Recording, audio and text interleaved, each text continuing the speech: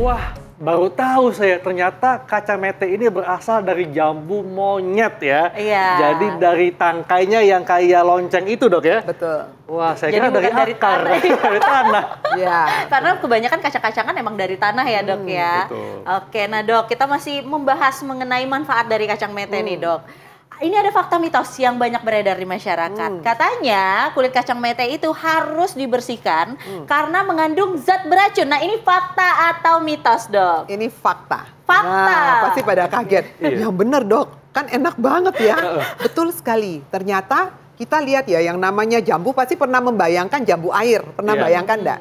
Nah, si jambu mete ini itu asalnya itu ya benar kayak jambu air.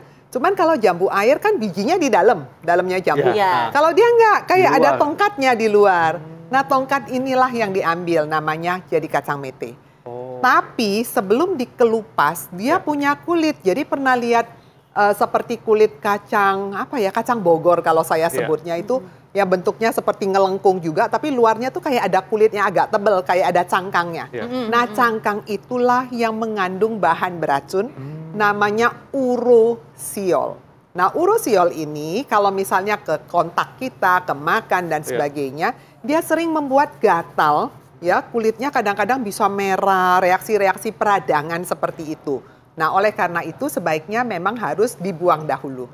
Jadi makanya kalau kita lihat kacang mete yang mentah pun, yang belum digoreng pun, udah bentuknya putih gini, udah nggak ada bajunya lagi. Iya. Karena baju itulah yang mesti dibuang. Ya. Jadi Ternyata memang kulitnya ini cukup berbahaya ya, Iya. Dok ya. Makanya dari dijual pun itu udah dibuang bersih. oleh Iya. produsennya. Iya. Dok, kacang mete ini kan memang sering dijadikan cemilan, Dok ya. Dan terkadang nih kita suka nggak sadar ketagihan konsumsinya. Nah, sebetulnya untuk bisa mendapatkan manfaat kacang mete tadi, itu kita sebaiknya konsumsinya itu berapa banyak, kemudian tentunya dengan cara di roasted, Dok ya. Iya, betul sekali. Ya.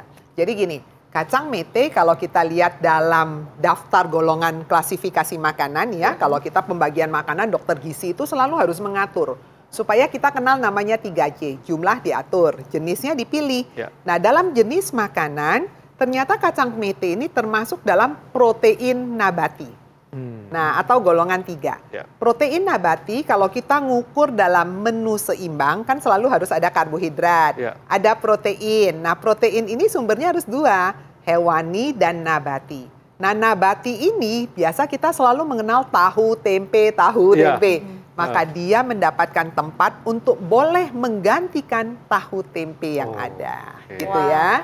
Jadi misalnya saya nggak doyan tahu, Dok. Nggak doyan tempe, atau menu yang dimasak nggak cocok. Nah, Anda boleh menggantikan untuk mendapatkan protein nabati dari Dengan si kacang mete ini. Wow. Oke, nah Ya. Dok ini kan berarti protein nabati ya, Dok ya. Betul Tapi sekali. ada juga orang yang mengatakan nih, Dok, fakta mitos yang beredar katanya kacang mete ini baik untuk kesehatan mata. Nah, ini fakta atau mitos? Betul sekali ya, ini adalah fakta. Jadi dari penelitian setelah mereka lakukan analisis terhadap si kacang mete ini kaya akan dia kaya akan zeaxanthin.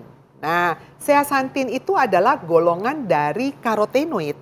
Karotenoid itu adalah warna merah kekuningan yang terdapat pada bahan makanan sumber. Ya. Dan itu sangat bagus untuk kesehatan mata kita. Makanya kita selalu kalau bilang mata-mata, orang pasti akan bilang vitamin A. Ya. Nah, contoh vitamin A Wortel, apa? salah. Wortel. Padahal wortel itu adalah bentuk provitamin A. Jadi dia bentuk beta karoten ya. Nah, oleh karena itu kita cari golongan karotenoid lainnya. Salah satunya ada di kacang mete ini. Wow. Gitu.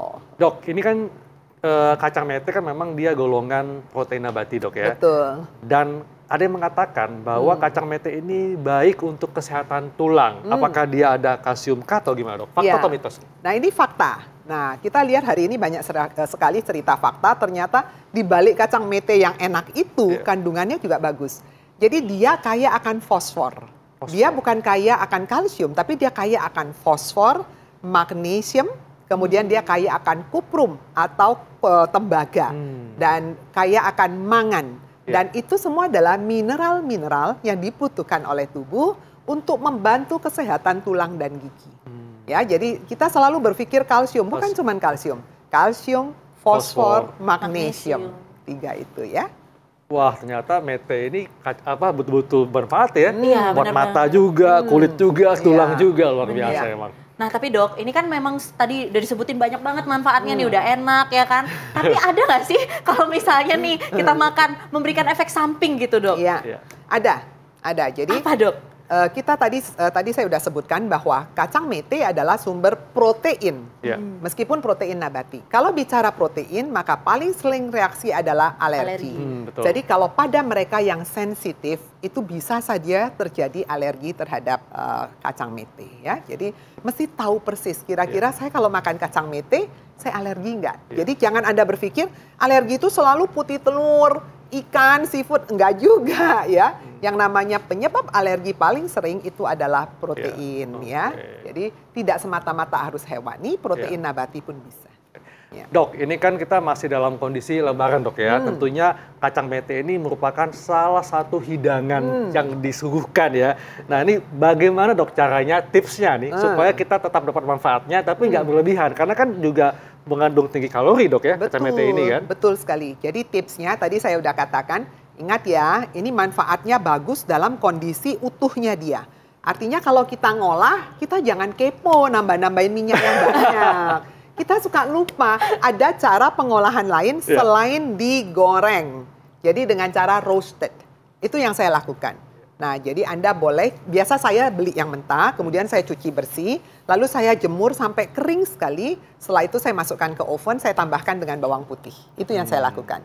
Dan yang kedua, supaya nggak nambah-nambahin minyak jenuh kan, yang tadi kan. Yang kedua, ingat, kita sering sekali kalau kacang identik dengan harus kasih garam dok, biar enak. Supaya gurih dok. Betul. Nah itu ternyata harus hati-hati. Ya. Kalau garam ditambahkan kebanyakan, Anda makan kan suka lupa diri ya, karena enak sekali. Karena kecil dok ya, makan terus kan. Artinya konsumsi garamnya lupa. Padahal dari makanan lebaran aja segala rendang, opor. Wah, itu garamnya aja juga udah banyak. Jadi jangan ikut-ikut nambahkan garam. Kalau saya, pada waktu saya oven, saya tidak pernah tambahkan garam. Silakan teman-teman coba, rasa manis kacangnya itu keluar sekali dan enak sekali ya. Jadi boleh dicoba. Dan yang ketiga, tolong kalau lagi lebaran makan kacang mete jangan diambil bersama toplesnya dipegang ya. Nanti lupa diri. Betul.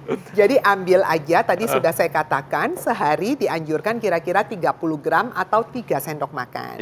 So ambil mangkok kecil, ambillah 3 sendok makan, nah Anda boleh makan. Ya. Ingat ya, 3 sendok makan, bukan sendok nasi. Apalagi mangkok. Oke dokter Ida, terima kasih Terima kasih, dokter atas dok. informasinya. Nah dokter Haikal, ini kan dokter udah cakep nih ya, udah langsing, udah sehat gitu ya. Tapi jangan kebablasan pas lebaran, karena biasanya pas lebaran badan juga ikut lebaran. Nah, kita akan bahas nih bagaimana supaya nggak lebaran, sesaat lagi tetap di Hidup Sehat.